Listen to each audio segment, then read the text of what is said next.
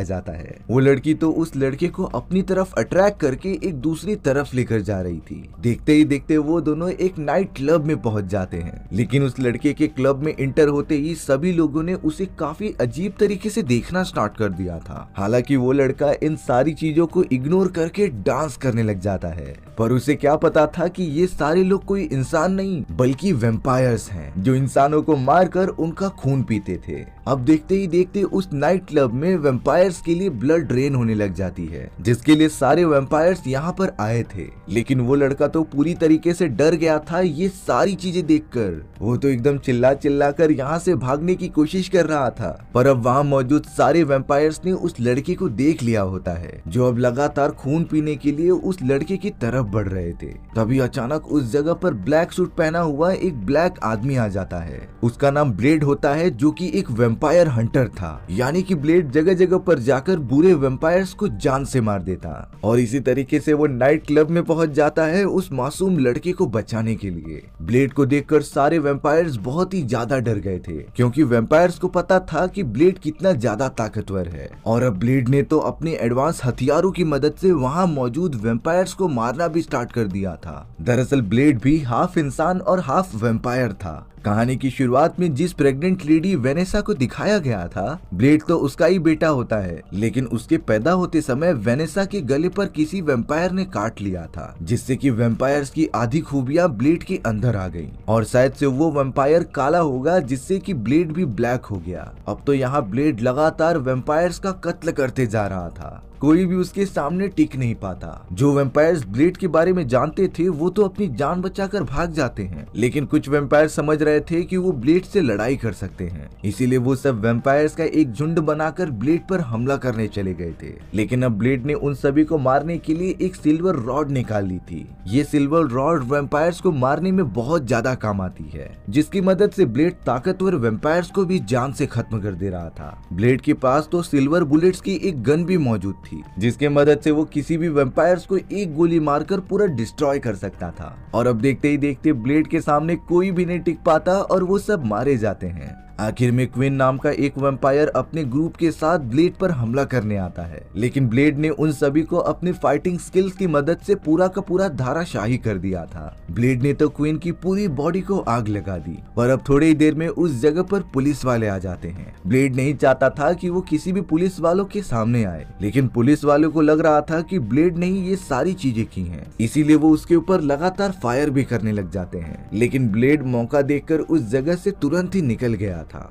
अब पुलिस वाले कैसे भी करके क्वीन नाम के उस वेम्पायर की आग बुझा देते हैं, जो उन सभी की सबसे बड़ी गलती थी। अब यहाँ क्वीन की आधी जली हुई बॉडी को पोस्टमार्टम के लिए भेज दिया जाता है। कर्टिस और कैरल नाम के दो सर्जन इस पूरे केस की इन्वेस्टिगेशन कर रहे होते हैं। जब क्वीन की डेड बॉडी के सैंपल्स इकट्ठा किए गए थे, तब कैरल कर्टिस को बताती है कि इसका बॉडी स्ट्रक्चर बहुत ही ज्यादा अलग है, ये किसी भी तरीके से इंसान नहीं हो सकता। कर्टिस कहता है कि तुम मजाक कर रही हो। जब कर्टिस इन सारी चीजों के बारे में कंफर्म करने के लिए क्वीन की डेड बॉडी के पास जाता है, तभी क्वीन ने एकदम से जिंदा होकर कर्टिस के गले पर काट लिया था, जिससे कर्टिस की जगह पर ही मौत हो जाती है। कैरल इन सारी चीजों को देखकर वहां से भागने लगी थी, लेकिन अब क्वीन कैरल पर भी हमला करके उसे जख्मी कर देता है। लेकिन सही समय पर उस जगह पे ब्लेड आ गया था, जो क्वीन को रोकने की कोशिश करता है। पर यहाँ फिर पुलिस वालों को लग रहा था कि सारे फसाद की जड़ ब्लेड है, इसीलिए वो लगातार उसके ऊपर फायर करने लग जाते हैं। क्वीन तो अपनी जान बचाकर वहां से भाग चुका था। जब ब्लेड कैरल को जख्मी हालत में पड़ा हुआ देखता है, तब वो कैरल को बचाने के लिए उसे उठाकर अपने साथ लेकर चला गया था। पुलिस वाले तो छोटी मोटी गोलियां ब्लेड के ऊपर चलाते रहते हैं, जिसका कोई भी असर उसे नहीं होता। अब ब्लेड डायरेक्टली कैरल को लेकर अपने एक दोस्त विस्लर के पास आ गया था। विस्लर ने जब कैरल की पूरी बॉडी को चेक किया, तब ये लेडी वेम्पायर्स के काटे जाने के कारण खुद भी पूरी वेम्पायर्स बन जाती। अब विस्लर कैरल को एक अजीब तरीके का इंजेक्शन लगाता है, जिससे कि वेम्पायर्स बनने की क्वालिटी कम होती जाएगी। यानी कि यहाँ ब्लेड और विस्लर ने कैरल की बाल बाल जान बचा ली थी। अब यहाँ दूसरी तरफ वेम्पायर्स की एक सीक्रेट कमिटी को दिखाया जाता है, जो ब्लेड के बारे में ही बात कर रहे थे। दरअसल उन सभी को प्रॉब्लम थी कि ब्लेड उनके वेम्पायर के बहुत सारे जातियों के लोगों को मारता जा रहा है। उन सभी वेम्पायर्स कमिटी का लीडर जिसका नाम ड्रैगोनाइट था, वो इन सारी चीजों की वजह फ्रॉस्ट नाम के एक दूसरे वेम्पायर को मानता था, क्योंकि वेम्पायर्स कमेटी ने वेम्पायर्स के लिए जो भी रूल्स बनाए होते हैं, फ्रॉस्ट उन्हें बिल्कुल भी फॉलो ना करके मासूम इंसानों का खून पीता। इसी वजह से ब्लेड को और भी ज्यादा बढ़ावा मिलने लगा कि वो वेम्पायर्स को और भी ज्यादा मारे। हालांकि ड्रैगोनाइट फ्रॉस्ट को समझाता भी है, लेकिन फ्रॉस्ट किसी की कहां पर मानने वाला था। वो ड्रैगोनाइट से कहता है कि वेम्पायर्स के लिए बनाए गए सारे रूल्स तुम अपने पास ही रखो, मैं किसी भी रूल्स को फॉलो नहीं करने वाला और ना ही ब्लेड से डरने वाला हूँ। अब यहाँ पर ब्लेड विस्लर के साथ इसेंस ऑफ गार्लिक नाम की एक लिक्विड को लेने आया था। विस्लर को जब अपने सारे इक्विपमेंट्स मिल गए थे, तब वो ब्लेड के साथ वापस अपने अड्डे पर आ जाता है। विस्लर तो अब एक अजीब तरीके का लिक्विड तैयार करने लगा था, जिसे कि वो समय समय पर ब्लेड की बॉडी में इंजेक्ट करता जाता। दरअसल सारे वेम्पायर्स को इंसानी खून पीने की बहुत ज्यादा तलब मची होती है। अगर उन्हें इंसानी खून नहीं मिला तब वो पागल होने लगते थे। ब्लेड भी हाफ वेम्पायर होता है, इसीलिए उसकी बॉडी को भी खून की जरूरत पड़ती, लेकिन इसेंस ऑफ गार्लिक नाम के उस लिक्विड को ब्लेड की बॉडी में डालने पर वो उस खून की खपत को पूरा कर देता और इन सारी चीजों की वजह से ब्लेड किसी नॉर्मल इंसानों को चोट भी नहीं पहुंचा पाता। थोड़ी देर के अंदर ही अंदर कैरल भी एकदम से होश में आ जाती है। कैरल तो एकदम से डरी हुई थी कि वो किस जगह पर आ गई।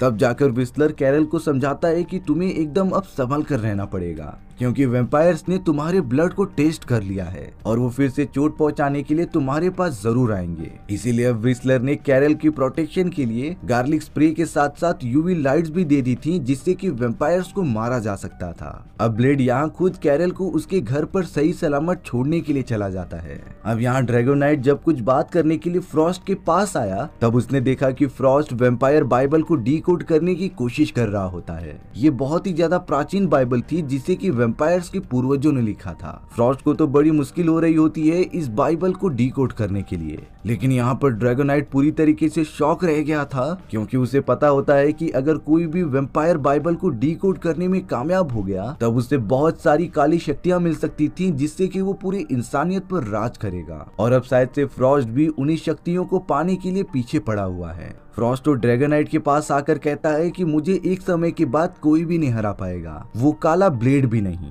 ड्रैगोनाइट तो फ्रॉस्ट को ये सारी चीजें ना करने की एडवाइस देता ही रहता है, लेकिन अब फ्रॉस्ट पर इसका कोई असर नहीं होने वाला था। उसने तो ये सारी चीजें करने के लिए अपना मन बना लिया होता है। जब कैरल अपने घर पर पहुंच रही थी, तब वहां एक पुलिस ऑफिसर आ जाता है जो अपना नाम क्रीगर बता रहा था। कैरल तो बहुत ही ज्यादा डर कर क्रीगर के ऊपर गार्लिक स्प्रे मारने लग जाती है, क्योंकि उसे लग रहा था कि क्रीगर एक वेम्पायर है। लेकिन क्रीगर ने बताया कि मैं तो एक नॉर्मल इंसान हूँ, फिर तुम मुझ पर हमला क्यों कर रहे हो। तब जाकर कैरल क्रीगर से माफी मांगती है कि उससे गलती हो गई, वो समझ रही थी कि तुम एक वेम्पायर हो। लेकिन थोड़ी ही देर में उस जगह पर ब्लेड आ जाता है, जिसने कि क्रीगर को पकड़ लिया था। ब्लेड कैरल को बता रहा था कि जिस भी इंसान के पीछे अजीब तरीके का सिंबल होता है, वो वेम्पायर्स के लिए काम करते थे। जैसा कि हमें पता है कि वेम्पायर्स दिन के समय बाहर नहीं निकल सकते, तब वो इन मासूम इंसानों को अपने कंट्रोल में करके दिन के समय पर अपना काम करवाते थे। अब ब्लेड क्रूगर को पकड़कर उससे पूछने लगा था कि आखिर तुम्हें किसने भेजा है। क्रूगर ने तो डर के मारे सारी चीजें बता दी थी कि फ्रॉस्ट नाम के एक वेम्पायर ने मुझे मारने के लिए भेजा था। पर तभी क्रूगर ब्लेड की चंगुल से आजाद होकर वहां से भागने लगा था। ब्लेड तो बंदूक निकाल लेता है क्रूगर को खत्म करने के लिए, लेकिन उस जगह पर और भी बहुत सारे लोग मौजूद थे। इसीलिए कैरल ने ब्लेड को कह दिया था कि तुम उसे जाने दो, हम बाद में किसी भी तरीके से उसे पकड़ लेंगे। अब यहाँ रात होने पर क्रूगर फ्रॉस्ट के लिए इंसानों की बहुत सारे खून की डिलीवरी करने जा रहा था, लेकिन क्रूगर को जरा भी अंदाजा नहीं होता कि ब्लेड उसके ऊपर लगातार नजर रख रहा है। ब्लेड और कैरल लगातार क्रूगर का पीछा करते जा रहे थे कि वो किस जगह पर जा रहा है, क्योंकि ब्लेड को फ्रॉस्ट की लोकेशन सिर्फ और सिर्फ क्रूगर से ही पता चल सकती थी। अब क्रूगर एक बड़े से इंडस्ट्रियल एरिया में घुस जाता है। ब्लेड और कैरल भी तुरंत वहां आकर सारे सिक्योरिटी गार्ड से बचते हुए अंदर चले गए थे। ब्लेड ने तो अब बिना टाइम वेस्ट किए क्रूगर को पकड़ लिया था और उसे बहुत ज्यादा मारने भी लगा था। ब्लेड क्रूगर से सिर्फ इतना पूछता है कि उसे फ्रॉस्ट का लोकेशन बता दो। क्रूगर तो इतना ज्यादा मार खाने के बाद भी अपना मुंह ओपन ही नहीं कर रहा था, लेकिन ब्लेड ने जब क्रूगर को धमकी दी कि मैं तुम्हें काट कर वापस से वेम्पायर बना दूंगा, तब क्रूगर इस बात से बहुत ही ज्यादा डर गया, क्योंकि अगर वो एक वेम्पायर बन जाएगा तब दिन के समय बाहर नहीं निकल सकता, और अगर सूर्य की रोशनी जरा भी उसके ऊपर पड़ी तब वो पूरा जल सकता था। इसीलिए अब क्रूगर ब्लेड को बता देता है कि इस अलमारी के पीछे एक रास्ता है, ब्लेड तो तुरंत ही क्रूगर को नीचे फेंककर कैरल के साथ उस जगह पर निकल पड़ा था। वहाँ पर तो एक बहुत ही लंबा सीक्रेट रास्ता बना हुआ था। थोड़ा और अंदर जाने के बाद ब्लेड और कैरल को वहाँ पर एक बहुत ही मोटा आदमी दिखाई देता है। ये मोटा आदमी लगभग 150 किलोग्राम का तो होगा ही। दरअसल इस मोटे वेम्पायर का नाम पर्ल होता है, जो फ्रॉस्ट के लिए वेम्पायर बाइबल को डीकोड करने का काम कर रहा था। शुरुआत में ब्लेड ने पर्ल से पूछा कि आखिर ये सारी चीजें हैं क्या, वेम्पायर बाइबल को डीकोड करने से आखिर क्या होता है। लेकिन फ्रॉस्ट ने पर्ल को अपना मुंह ना खोलने के लिए बहुत ही ज्यादा धमकी दे रखी थी। जब ब्लेड ने वहाँ पर रखे गए सारे डॉक्यूमेंट्स को देखे तब उसे पता चला कि किन्हीं 12 वेम्पायर्स को जमा करके उनके ऊपर कुछ रिचुअल्स किए जा रहे हैं। अब तो ब्लेड पर्ल से पूछने लगा था कि ये आखिरी बार है, तुम मुझे सारी चीजें बताते हो कि नहीं। तभी अगले मोमेंट में कैरल एकदम गुस्सा होकर उस मोटे आदमी यानी कि पर्ल के ऊपर यूवी लाइट्स फेंकने लगी थी, जिससे कि पर्ल का पूरा शरीर एकदम से जलने लगता है। पर्ल को बहुत ही ज्यादा दर्द हो रहा था, इसीलिए वो ब्लेड और कैरल को रुकने के लिए कहता है। और अब इतना टॉर्चर करने के बाद पर्ल रेडी हो गया था सारी चीजें बताने के लिए। पर्ल समझाता है कि फ्रॉस्ट वेम्पायर बाइबल को सारी चीजें डिकोड करके एक खतरनाक शैतान को जिंदा करना चाहता है, जिससे कि उसे काली शक्तियां मिल जाएं। इन सारे रिचुअल्स को परफॉर्म करने के लिए 12 प्योर ब्लड के वेम्पायर्स को जमा करना पड़ेगा। उनकी बलि देने पर नर्क से एक शैतान डायरेक्टली निकलकर उसके बॉडी में चला जाएगा, जिसने कि वेम्पायर बाइबल को डीकोड किया होगा। अगर फ्रॉस्ट ये करने में कामयाब हो गया तब उसके पास अनगिनत काली शक्तियां मौजूद हो जाएंगी और फिर उसे हराना किसी नॉर्मल वेम्पायर या फिर इंसान की तो बात ही नहीं होगी। सारी चीजें पता चलने के बाद ब्लेड और कैरल निकल पड़े थे फ्रॉस्ट को ढूंढने के लिए, पर फ्रॉस्ट पता नहीं सीसीटीवी कैमरे की मदद से सारी चीजें देखता रहता है, इसीलिए उसने अपने बहुत सारे वेम्पायर साथी और क्वीन को भेज दिया था ब्लेड और कैरल पर हमला करने के लिए। यहाँ ब्लेड और कैरल लाइब्रेरी के एक हिस्से को तोड़ते हुए बड़ी सी लेबोरेटरी में घुस गए थे। उस लेबोरेटरी के अंदर वेम्पायर बाइबल के बहुत सारी किताबों के पन्ने लगे होते हैं, जिसे कि फ्रॉस्ट डीकोड करने की कोशिश कर रहा था। वो दोनों जब तक कुछ समझते तभी वहाँ क्वीन अपने बाकी वेम्पायर साथियों के साथ आ जाता है उनके ऊपर हमला करने के लिए। बहुत सारे वेम्पायर्स एक साथ ब्लेड पर टूट पड़े थे, जिससे कि वो उनका एक साथ मुकाबला नहीं कर पाता। आखिरकार क्वीन और उसके बाकी वेम्पायर्स ग्रुप ने ब्लेड और कैरल को पकड़ लिया होता है। क्वीन को लग रहा था कि अब ब्लेड हमारे हाथों से नहीं बचने वाला, लेकिन उसे बिल्कुल नहीं पता कि ब्लेड के कान में एक ईयरफोन लगा होता है जो डायरेक्टली कनेक्टेड था विस्लर से। विस्लर तो ब्लेड की लोकेशन का पता लगा के डायरेक्टली उस जगह पर एंट्री मार देता है एडवांस हथियारों के साथ। विस्लर तो लगातार क्वीन और बाकी वेम्पायर्स पर हमला करने लगा था। इन्हीं सारी चीजों के बीच विस्लर को एक अच्छा मौका मिल जाता है ब्लेड और कैरल को सेफ जगह लेकर जाने का। वो तुरंत उन दोनों को अपनी गाड़ी में बिठाकर उस जगह से बचा के लेकर चला गया था। क्वीन और उसके साथियों को तो एक बार फिर हार का सामना करना पड़ा। अब यहाँ विस्लर और कैरल एक दूसरे से बात कर रहे थे। कैरल विस्लर से ये बात पूछती है कि आखिर वो हाफ वेम्पायर कैसे है। तब जाकर विस्लर बताता है कि ब्लेड पहले से वेम्पायर नहीं था, बल्कि वो जब पैदा होने वाला था तब उसकी मदर को किसी खतरनाक वेम्पायर ने काट लिया था, जिससे कि ब्लेड की आज ये हालत हो गई। वो तो आधा इंसान है और आधा वेम्पायर। यही वजह है कि ब्लेड सूर्य की रोशनी में आसानी से बाहर जा सकता है। सभी लोग इसीलिए ब्लेड को डे वॉकर भी कहते थे, क्योंकि वो पहला वेम्पायर था जो कि दिन यानी कि सूर्य की रोशनी में भी बाहर निकलकर चल सकता था। लेकिन समय के साथ साथ ब्लेड को पता चल गया था कि उसे मासूम इंसानों को चोट नहीं पहुंचानी है, बल्कि बुरे वेम्पायर से उनका प्रोटेक्शन करना है। ब्लेड भी हाफ वेम्पायर होने के नाते उसे इंसानी खून की जरूरत पड़ती थी, लेकिन उसने मेरे साथ मिलकर एक ऐसा सेरेमिक लिक्विड बनाया जिसे बॉडी के अंदर इंजेक्ट करने की वजह से उसके खून की चाहत एकदम से खत्म हो जाती, और यही सारी चीजें ब्लेड को सारे वेम्पायर्स में काफी ज्यादा स्पेशल बनाती थी। कैरल को ब्लेड के बारे में सारी चीजें पता चल गई होती हैं, इसीलिए वो ब्लेड के पास चली गई थी उसे थोड़ा सा सपोर्ट करने के लिए। ब्लेड कहता है कि मेरा अब देखने से ये लग रहा था कि कैरल कहीं न कहीं ब्लेड को पसंद करने लगी है। अब उन दोनों की लव स्टोरी का क्या होता है ये तो हमें थोड़ा आगे पता चलेगा। अब यहाँ फ्रॉस्ट पॉलिटिकल तरीके से सारी चीजों पर कंट्रोल करना चाहता था, इसीलिए उसने डिसाइड किया कि वो वेम्पायर कमेटी का नया लीडर बनेगा, जिसके लिए सबसे पहले फ्रॉस्ट ने अपने सारे वेम्पायर दोस्तों के साथ मिलकर ड्रैगनाइट जो वेम्पायर कमेटी का करंट लीडर था उसे सूर्य के सामने जबरदस्ती लाकर पूरा का पूरा जला दिया था, जिससे कि ड्रैगनाइट की पूरी बॉडी एकदम गलकर खत्म हो जाती है। और अब फ्रॉस्ट अपने सारे वेम्पायर दोस्तों के सपोर्ट लेकर बन जाता है वेम्पायर कमेटी का नया लीडर, यानी कि अब वो जो चाहेगा वो करेगा। वहीं दूसरी तरफ ब्लेड, कैरल और विस्लर एक साथ मिलकर एक लिक्विड तैयार कर रहे थे, जिससे कि अगर किसी भी वेम्पायर्स के बॉडी में डाला जाए तब वो कुछ ही सेकंड्स के अंदर पूरा ब्लास्ट हो जाएगा जाएगा। इस लिक्विड के अंदर यही सारी पावर्स थी कि वो वैम्पायर्स के ब्लड से पूरी तरीके से घुल मिल जाता था। व्हिसलर तो अब लगातार इन्हीं सारी लिक्विड को बनाने में लग जाता है जिसका यूज ब्लेड कर सके। अब यहाँ समय समय पर ब्लेड को अपने खून की चाहत मिटाने के लिए एसेंस ऑफ गार्लिक लिक्विड की जरूरत पड़ती थी, जिसे कि वो लेने के लिए शहर के अंदर चला जाता है। ब्लेड तो वहाँ अपनी शॉपिंग करने में बिजी था, पर तभी व्हिसलर के अड्डे पर फ्रॉस्ट के बहुत सारे आदमी हमला कर देते हैं, जिन्होंने व्हिसलर को मार मार कर बहुत ज्यादा घायल कर दिया था और कैरल को अपने साथ किडनैप करके लेकर चले गए। थोड़ी देर बाद जब ब्लेड वापस अड्डे पर आता है तब तक शायद बहुत ज्यादा देर हो चुकी थी। फ्रॉस्ट के सारे लोग कैरल को लेकर वहाँ से चले गए थे और व्हिसलर बहुत ही ज्यादा घायल था। उसकी तो आखिरी सांसें चल रही होती हैं। ब्लेड व्हिसलर की ये हालत देखकर खुद को दोषी ठहरा रहा होता है कि वो यहाँ पर उसकी मदद के लिए नहीं होता, लेकिन अब व्हिसलर ने कहा कि तुम्हें किसी भी हालत में कैरल को बचाना होगा और मैं इन सारे दर्द को और ज्यादा नहीं सह सकता। व्हिसलर ब्लेड से एक गन मांगता है जिससे कि वो खुद को ही शूट करके मर जाए। ब्लेड भी एकदम से मजबूर था और वो उसके हाथ में एक गन थमाकर वहाँ से जाने लगा। तभी अचानक एक गोली चलने की आवाज आती है, यानी कि व्हिसलर ने मजबूरी के कारण अपनी जान ले ही ली। ब्लेड इन सारी बातों से बहुत ही ज्यादा गुस्सा हो गया था। वो तो अब अपने सारे एडवांस हथियारों को जमा करने लगता है फ्रॉस्ट के ऊपर जाकर हमला करने के लिए। व्हिसलर को तो वहाँ फ्रॉस्ट का एक मैसेज मिला कि तुम यहाँ पर जल्द से जल्द आ जाओ, नहीं तो मैं कैरल को जान से मार दूंगा। ब्लेड को इतना गुस्सा पहले कभी नहीं आया था। वो तो व्हिसलर द्वारा बनाए गए सारे एडवांस वेपन्स लेकर निकल पड़ता है फ्रॉस्ट के अड्डे पर।